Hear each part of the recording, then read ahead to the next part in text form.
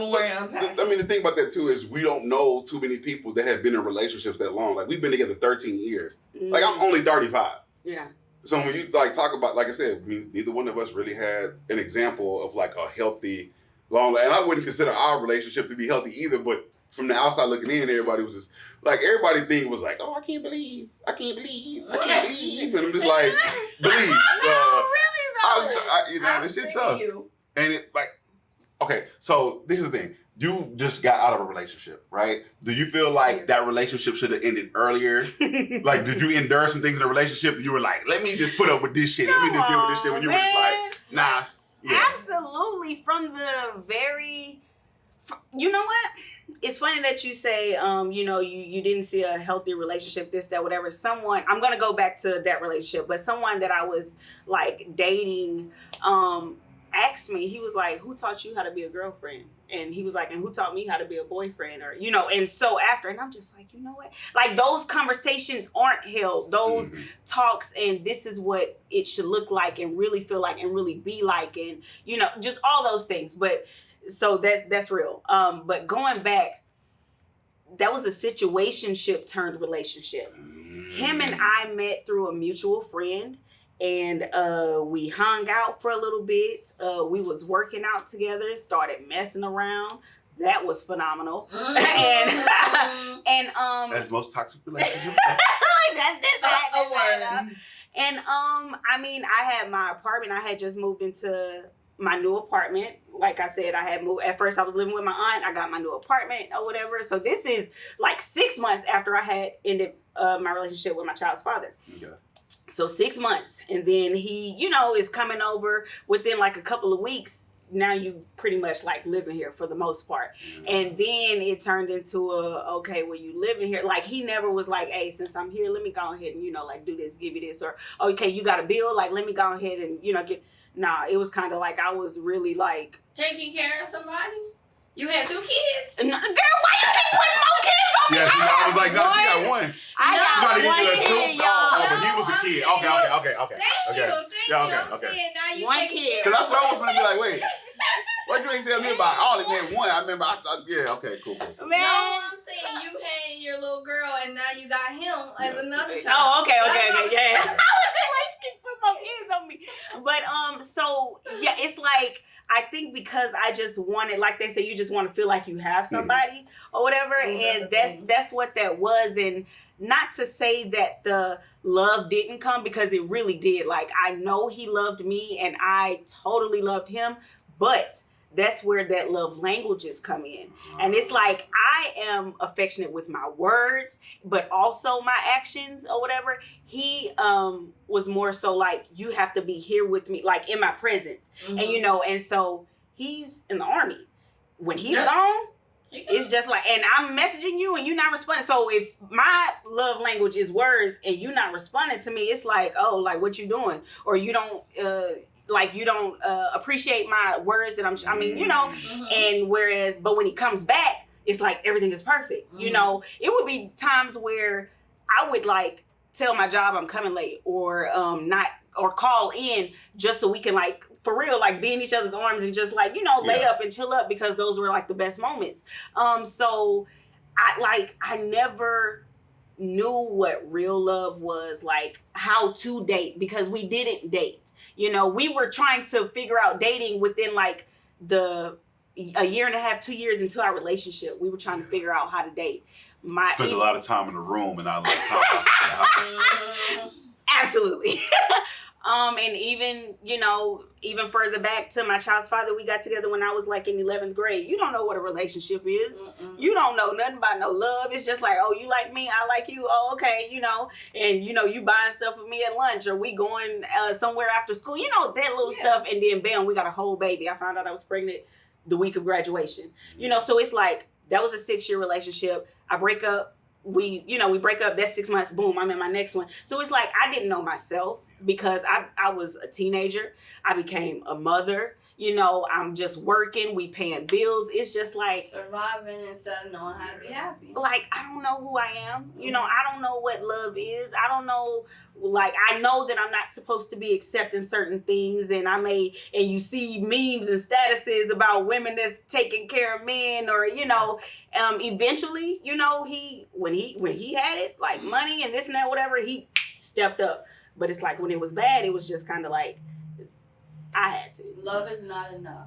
And see, but the thing is that, like what you said, when he was gone and you're reaching out to him and he not responding, it sounds like when you reach out to your dad and he not responding, what you call it, like those things. It make you try harder. Yeah, make you try harder. Like you reflect, because you're just like, I'm trying to get your attention. Yeah. Like I need your attention, I need your affection. So it's like, it sounds very much like you said your relationship was with your dad, like where it's like, hey, I exist. Can you acknowledge that? And then like talk to me and then spend time with me. And like I said, that's very real too. About the, like you said, you would call into work, like you would literally uproot your livelihood and everything to be like, I just want to spend time with you, and to have somebody not reciprocate that, it's very crazy, because I'm one of those go out of my way for people too. And like I said, that would make me always feel like I'm always the one that likes somebody more than they like me. And that's so now. Okay. When you're doing the chase of certain people, if you're the only one doing the chase and they're there when you chase them, they show up. Do you feel like you're still doing the chase, or do you search for more? Like, okay, now that you've shown up, can you reciprocate, versus me having to do all the work to reach out to you all the time? Absolutely. It was always a desire. What I hated was that when I would find messages or pictures or something in his phone, niggas know everything, like exactly what to do, exactly the right way to love you. By start like getting dozens of flowers and leaving little notes on the little thing on the refrigerator, and it's just like, why can't you love me like this? Just because, you know? Yeah. Like, obviously it can be done. Obviously you know the right way, but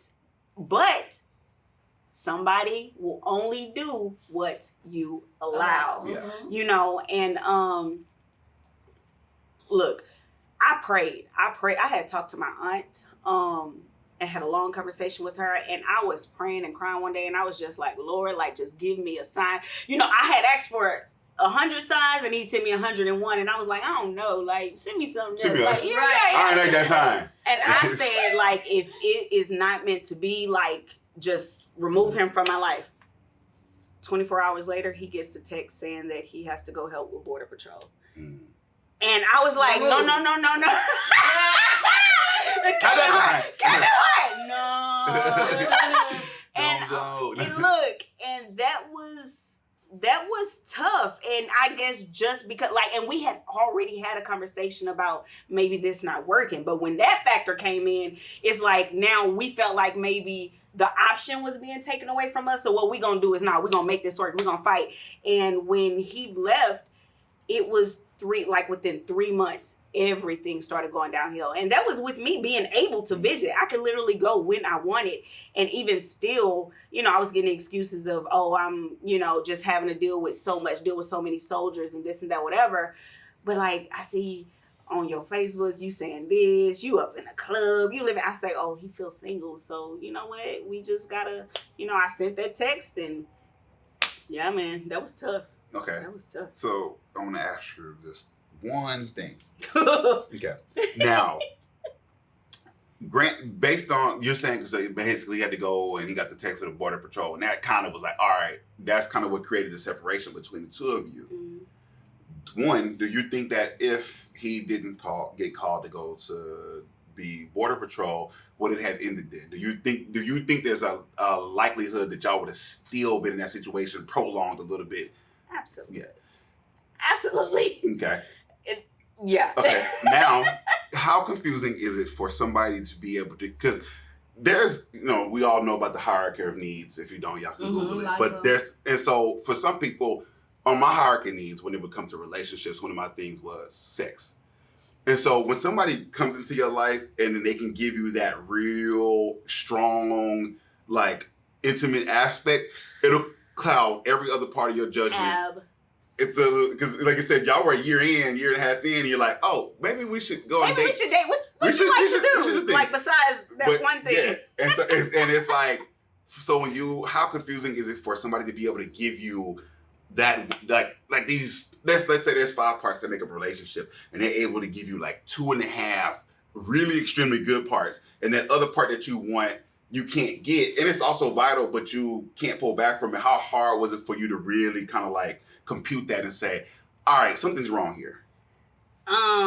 It was, I guess really hard.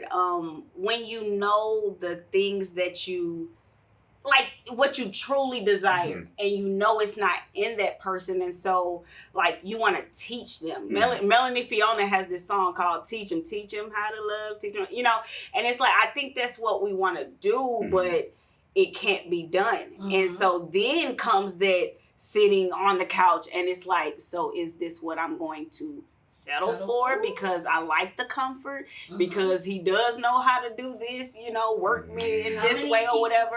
Will I find that type of attraction, especially if that's so important for you? Because it was for me. Like, it always has been. And I feel like that's what hindered me all these years of my life, because I had sex on a high pedestal, in a relationship. It's just like, that was like the first thing, like, hey, if this good, we gonna figure everything else out. Yeah. And it's totally fucking opposite. Yeah, it's like, yeah. Like, it should not be that. Yeah. So it was really hard to come to terms with you. Like, you just know this ain't it, so just let it go. How many pieces, how you mentioned you got 2.5 of the 5. How many pieces of a person do you say, okay, well, I can live with this many pieces of them? I feel like I don't think there's a number. I think there's just deal breakers. I think that I think that we as adults, like deal breakers disappeared in 2000 and something or something. I'm not sure. Deal breakers didn't disappear. What happens is the person that shows up in your life, that's that person, usually doesn't have the deal breaker. They just don't have all the other parts that are important to a relationship. So they have the parts of you that make you feel good, but the thing is, you only feel good when you're around them. When they're not around you, you're fucked up. You're like, why you not like talking to me? Why you don't respond to me? Why you don't? Because that's important too. But it's like, I only talk to you, see you when we having sex. We only good when we having sex. You only say I love you when we having sex. And it's like outside of that, it's like, so, like, what's going on? What's good? Yeah, you know what I'm saying? Like, you talking to me like I'm one of the niggas on Facebook or whatever. Like, nah, bitch. Like, I just saw you. So that's real. Because like, whenever I see a lot of women, they be like, I'll be treating these niggas how they treat. What you call it? I don't think I could deal with a woman like that. Like, I don't think I could be like in a relationship. I'm a mess. Like, what you mean? You just finna like fuck me and kick me out? Like, nah. I need to feel like you kind of stuck on me a little bit. Like, I'm not okay with that, but that's very much a need for some people. It's just like, because they don't. I think dudes inherently believe that you gonna go lay it, put it down on the chick, and then she gonna be obsessed with you. And you might have did all that, but that don't mean she gonna be obsessed with you. And I don't know when that turned. That did take like maybe like 2009, 2010. Done with y'all shit. Yeah, it was just like, what you been saying all day? Real ass nigga. Yeah, so like the whole Megan Thee Stallion, like hot girl, something like dudes are like, I don't care, it's cool. It's like I'm glad that women are like reclaiming, like they're claiming they're like, nah, fuck that nigga. I can be just like y'all, can do what y'all want to do. And I think that's dope, you know what I'm saying, for them to be able to claim their power and be like, I don't like nigga, I don't. But he like dudes need love too. Yeah, I'm saying we do, like, because my thing is that I'm gonna be good to you, but at the same time, it's like it'd be different. It's like it's different if it's somebody that's random, but it's like we in a relationship. I expect certain things a certain way. Now we just randomly doing our thing or whatever. Then that's the thing, because I've been in situations like that where it's like just random, but women still expect more from me. I've always said that I've never been the dude that women are just okay with sleeping with. They always want to make me their boyfriend. I'm just like, well, I can't just be the hoe. And so I've never like really had the opportunity to just be like the whole phase, like to be the whole, like, because I've never been single. Yeah. So it's just like I've never had that been uninhibited that way, and it's weird because it's like, you see women now, and so they claiming it's like, yeah, whatever. I'm fuck who I want to fuck, talk to who I want to talk to, be where I want to be. So you can't even get your shot. I'm just like, damn, like, y'all done fucked it up for me, Cause now everybody on my page talking about I'm having a hot girl summer, and my glow up and everything. I'm just like, I guess I'm an honorary hot girl for this summer and shit. But that's a very real thing, and so it's like now what happens is like all the dudes that are good dudes that want like the non-hot girl summer chick can't even get them right now because they just like fuck y'all niggas. It's like you gonna come drop it off and then y'all gotta go. The fall time is coming around. You know, everybody want that person. It's cuffing season coming. Y'all want them gifts. And y'all need to go Thanksgiving. It's gonna be introducing to some aunties and everything. Oh whatever. Gosh. Now when we can end on this.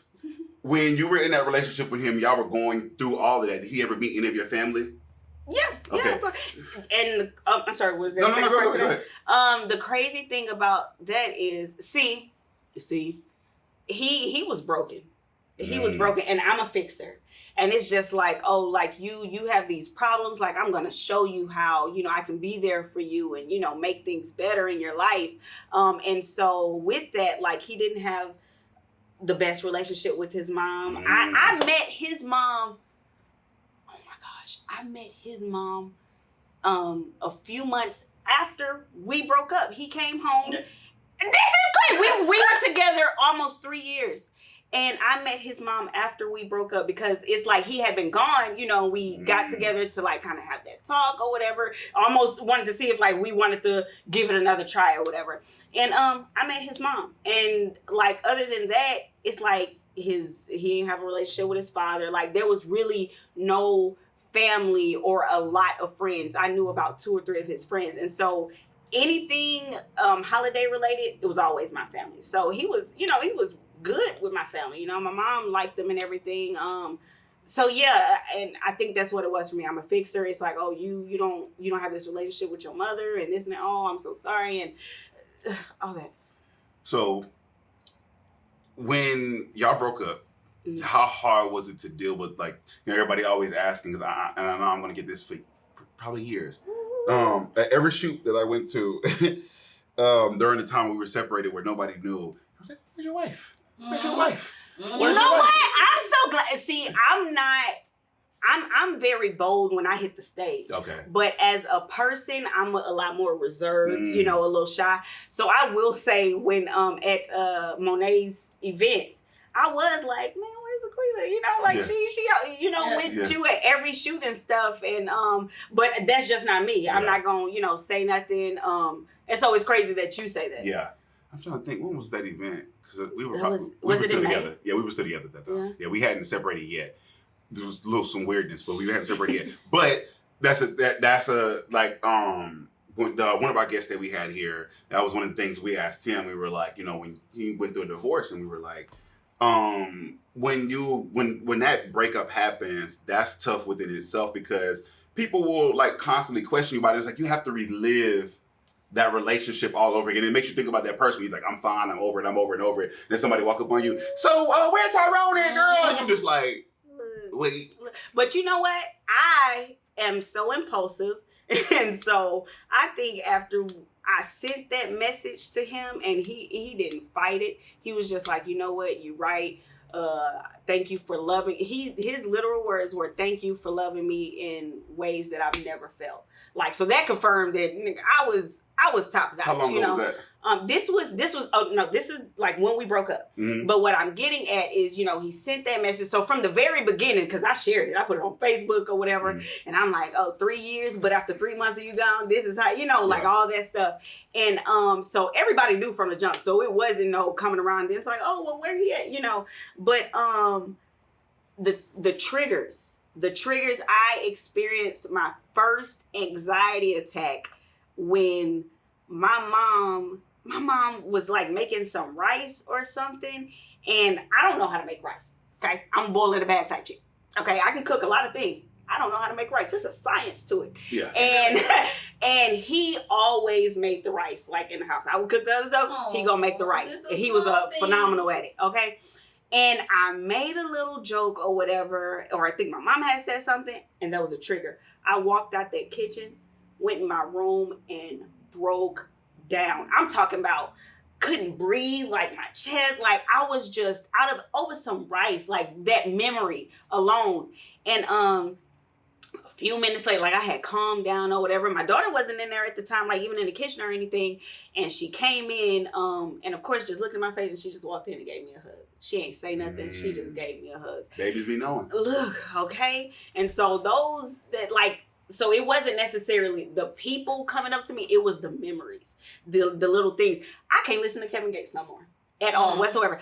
This man was playing Kevin Gates at the car wash today as I was vacuuming out my car, and I made sure I turned up my music louder because it was a trigger. It reminded you of him. Absolutely. He loved Kevin Gates. When was if you don't mind me asking, when was the last time you saw him?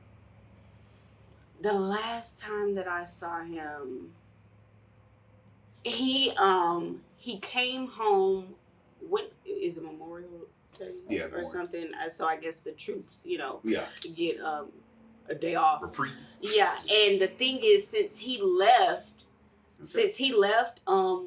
while we were still together, our things are in the storage together, and so because I'm living like I'm at home with my mama, and he needed to get some things out of the storage, and that's the last time that I saw him, and he said like, oh my gosh, like just seeing you, all the memories came back and seeing our stuff together and this and that. I'm just like, bro, I don't need this in my life. Yeah, that was the reason why I asked that, because I'm just like, I've dealt with somebody on that level, and you're just like, oh yeah, I'm over him, and then they when they get into your proximity, yeah, all that go out the window. You're like, I'm over it, I'm done, and then boom, they're right next to you and like, oh, and it's just like,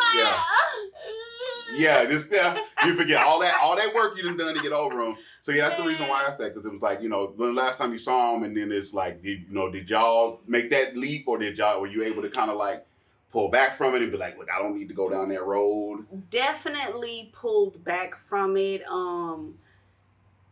because I knew the patterns. Like once you gone again, because I know your love language, this is how you feel right now, because you are in my presence right now. And I know if I get too attached and I'm just like, oh, it was so good seeing you, like maybe we can make it work and this and that or whatever, like I know it's going to fade.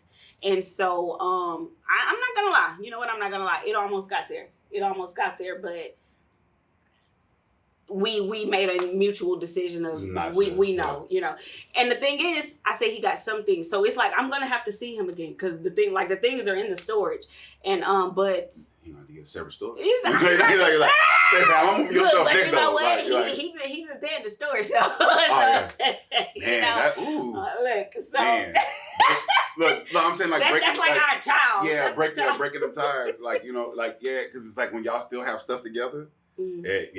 That's always gonna be like a weird, like even because like like you said, y'all have like this situation where y'all didn't really do a lot of things, but then it's like being in a relationship for an extended period of time, and y'all have intersecting friends, so then people have to decide, well, who am I invited, who I'm not invited, who can, like, it's just weird. I would always tell people like, I don't have no problem.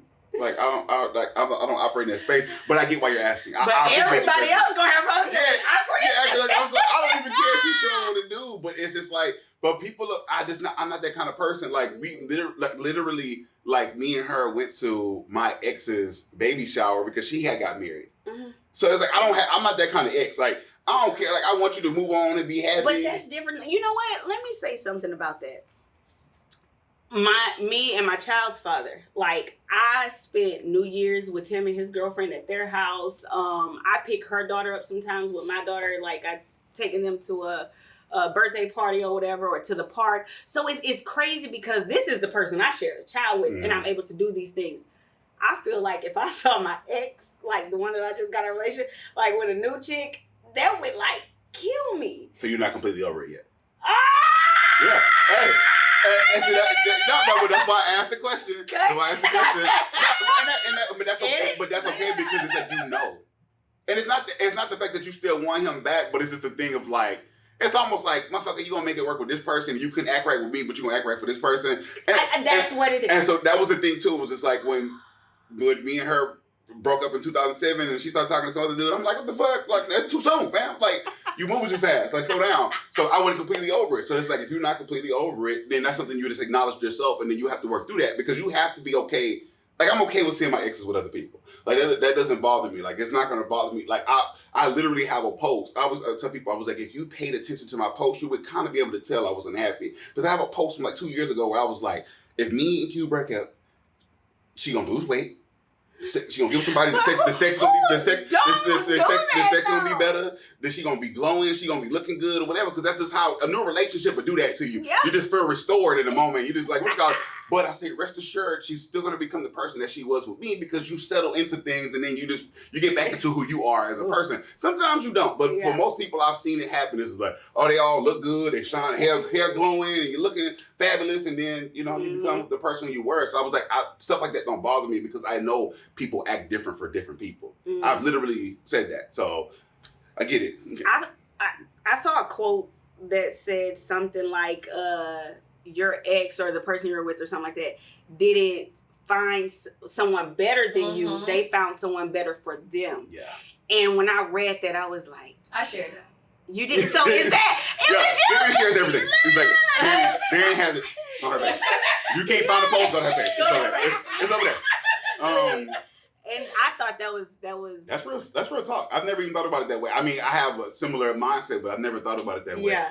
Compatibility, because I think at some point we just completely disregarded compatibility, especially when people were all on that. Yeah, our grandfathers stayed together 20 and 30 years. I'm just like, yeah, but was they happy though? Yeah. Like we never, like you ever just think about the fact that like, and we can just end on this, you ever just think about the fact that people don't really talk about happiness in relationships. They talk about how you're supposed to serve somebody that you're in a relationship with, but they never talk about how you're supposed to be happy in your own space in a relationship. That's the whole thing. Will and Jada, shout out to y'all. Mm-hmm. Yeah, like how you have to be happy within yourself and shouldn't be looking for the other person to feel it.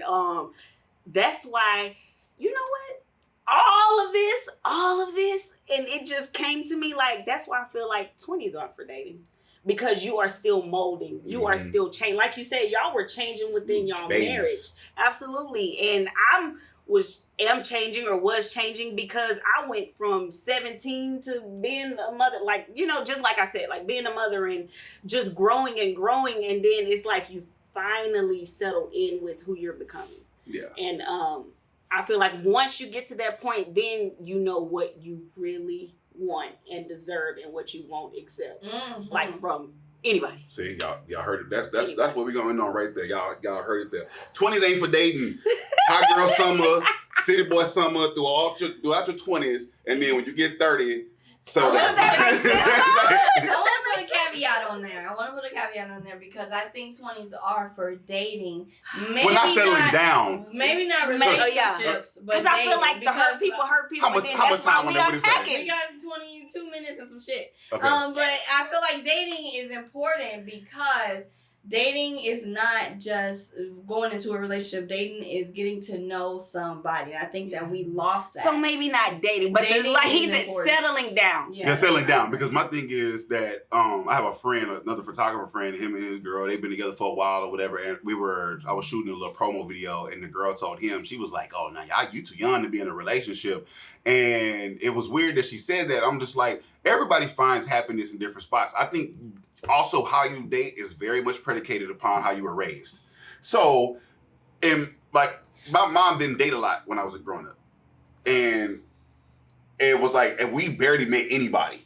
And then when I became old enough to have a girlfriend, I always was like in consecutive relationships. Like I've never been like single. Exactly. Like for an extended period of time. So it's like, oh well, this person. So it's like you say, like my thing is that you never figure out who you are, because when you're in a relationship, it's kind of hard to figure out who you are when you're in a relationship because you're so busy trying to serve somebody else's needs and desires and their insecurities. Build a relationship. Build a relationship. And it's like you just become like, builder, let me fix myself for you. Like, oh, okay, so you okay with that? Are you okay with me? Are you okay with me doing that? Are you okay with me talking this way? Are you okay with me wearing this? And you're just like, you don't even know who you are. And a friend of mine recently said that she had basically lost herself in a relationship, and to the point where she was eating things that she didn't even like because she thought she liked them because of that's the way her husband liked it. And it was just like, it's crazy what you will make yourself believe that you believe because somebody that you love believes that. And you're just like, yeah. No. So, trust me, I got baptized because, yeah. Wow! Whole other episode. I got baptized. Yeah. You'll be surprised when you love somebody and you're trying to be with them and you want to line up with them. Yeah, you do that. Well, we appreciate y'all for tuning in to Unpacking, where we unlearn what's unhealthy, and there's a lot of unhealthy to unlearn.